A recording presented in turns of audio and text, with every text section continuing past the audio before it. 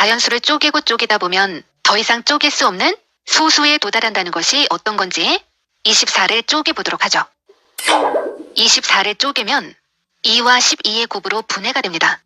이때 2는 1과 자기 자신으로 밖에는 더 이상 분해가 되지 않는 소수입니다. 12는 쪼갤 수 있으므로 쪼개보면 2와 6으로 분해가 되죠. 2는 소수고 6은 분해가 가능하므로 다시 한번 쪼개보면 2와 3으로 분해가 되죠.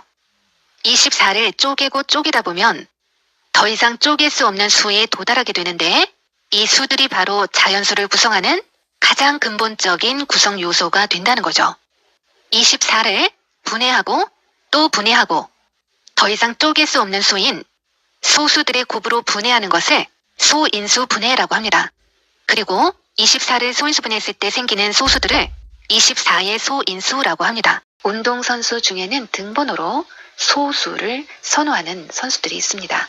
그 이유가 뭘까? 소인수 분해를 학습하면서 함께 알아보도록 하죠. 분해라는 것은 왜 하는 걸까?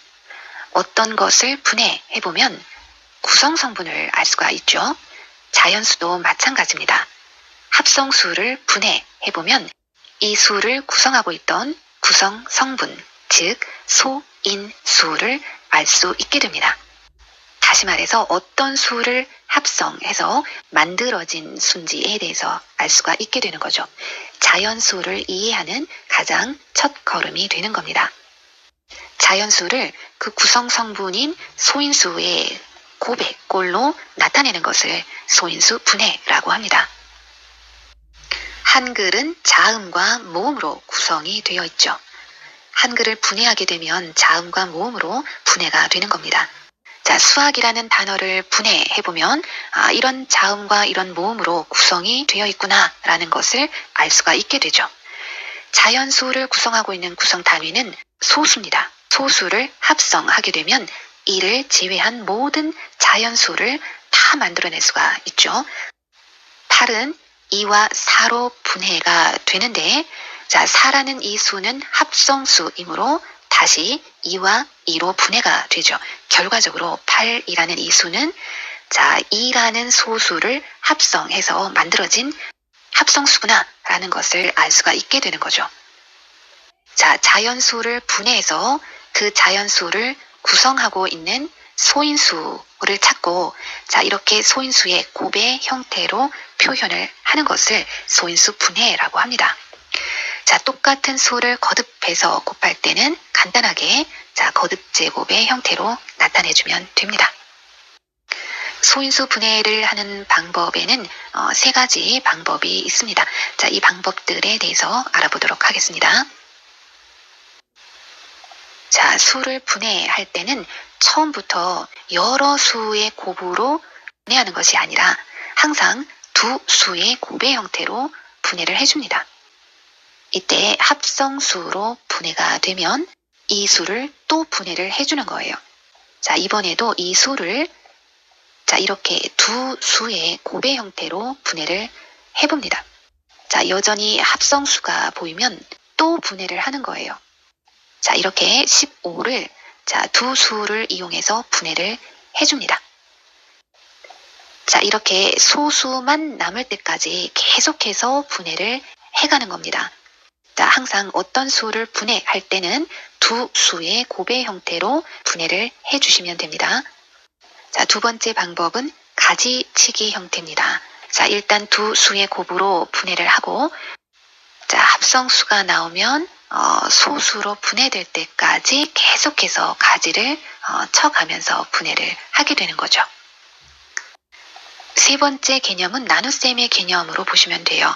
자, 소수로 나눠서 그 몫이 합성수가 나오면 계속해서 나눠가는 거예요. 자, 이렇게 계속해서 나눠주는 겁니다. 소수만 남게 되면 소인수 분해는 끝나는 거예요.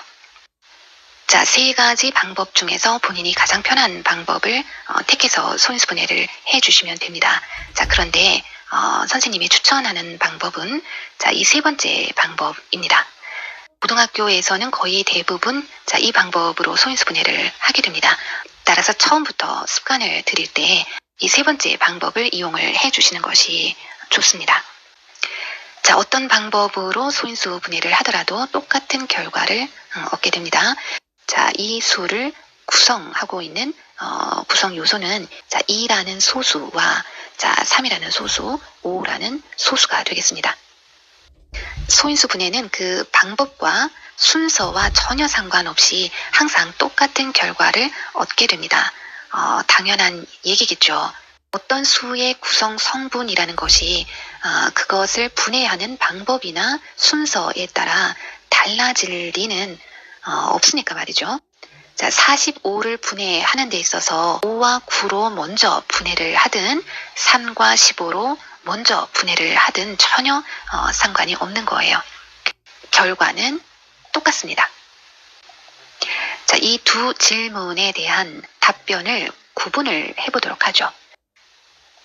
자, 소인수 분해를 해라 하면 어떤 방법을 사용해도 전혀 상관이 없고 자, 이렇게 적어주시면 됩니다. 자, 45를 소인수 분해하고 그 결과를 소인수의 곱의 형태로 적을 때 이걸 5 곱하기 3 곱하기 3 이렇게 적어도 괜찮습니다. 그런데 자, 동일한 수는 거듭제곱 형태를 사용해서 나타내주고 소인수는 작은 것부터 써주시는 것을 권장합니다. 자, 이렇게 써주면 되는 거예요. 자, 두 번째 질문은 45를 구성하고 있는 구성 성분을 물어보는 거예요. 자, 이때는 3과 5라고 대답을 해주시면 됩니다. 소인수 분해의 개념은 어떤 수를 망치로 깨서 더 이상 깨지지 않는 가장 작은 입자로 분해하는 것. 자, 이렇게 설명이 되기도 합니다. 자, 지금 24라는 이 수를 마치 깨질 수 있는 돌로 보고 자, 이렇게 망치로 깨고 있는 거 보이죠? 자, 24를 깼더니 2라는 이 물질과 12라는 물질로 분해가 되는데 자, 12라는 이 돌멩이는 한 번 더 망치로 꽝 두들겨서 분해를 하게 되죠. 자, 아직 덜 깨졌다 싶으면 다시 한번 망치로 꽝 깨는 거죠. 더 이상 깰 수 없는 가장 단단한 물질, 즉 소수만 남을 때까지 계속해서 망치로 깨나가는 것을 소인수 분해로 설명을 하기도 합니다. 자, 다시 말하면 소수란 부술 수 없는 가장 단단한 물질, 다시 말하면 매우 강한 수가 되는 거예요. 누구도 부술 수 없는 단단하고 강한 수가 되는 거죠. 자, 이것이 운동선수들이 왜 등번호로 소수를 선호하는지에 대한 비밀이 되는 겁니다.